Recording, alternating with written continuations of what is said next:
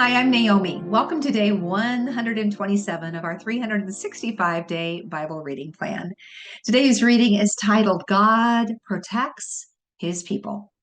We'll be reading Esther chapter 6, verse 1 through chapter 7, verse 10 in the New Living Translation. That night, the king had trouble sleeping, so he ordered an attendant to bring the book of the history of his reign so it could be read to him.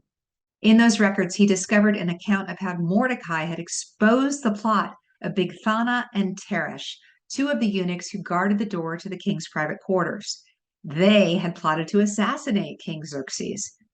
What reward or recognition did we ever give Mordecai for this? The king asked. His attendants replied, "Nothing has been done for him."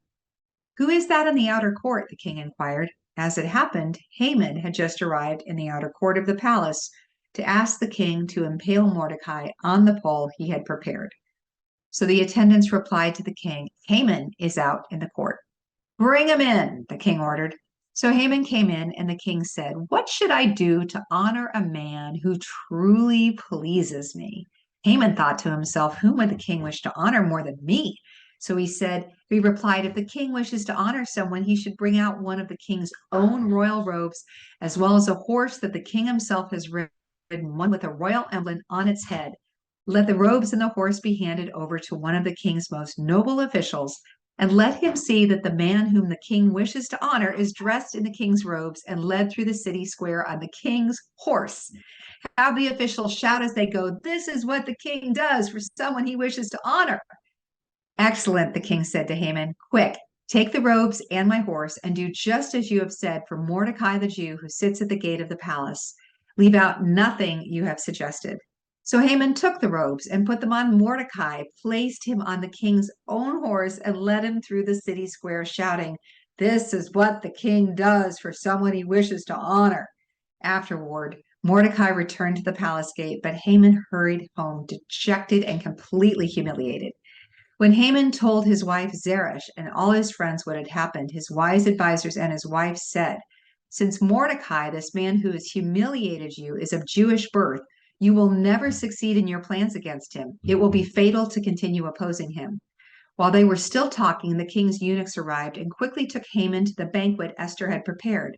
So the king and Haman went to Queen Esther's banquet. On this second occasion, while they were drinking wine, the king again said to Esther, "Tell me what you want, Queen Esther. What is your request? I will give it to you, even if it is half the kingdom." Queen Esther replied, "If I have found favor with the king, and if it pleases the king to grant my request, I ask that my life and the lives of my people will be spared, for my people and I have been sold to those who would kill, slaughter, and annihilate us. If we had merely been sold as slaves, I could remain quiet, for that would be too trivial a matter to warrant disturbing the king." "Who would do such a thing?" King Xerxes demanded. "Who would be so presumptuous as to touch you?" Esther replied, "This wicked Haman is our adversary and our enemy." Haman grew pale with fright before the king and queen. Then the king jumped to his feet in a rage and went out into the palace garden. Haman, however, stayed behind to plead for his life with Queen Esther, for he knew that the king intended to kill him. In despair, he fell on the couch where Queen Esther was reclining just as the king was returning from the palace garden.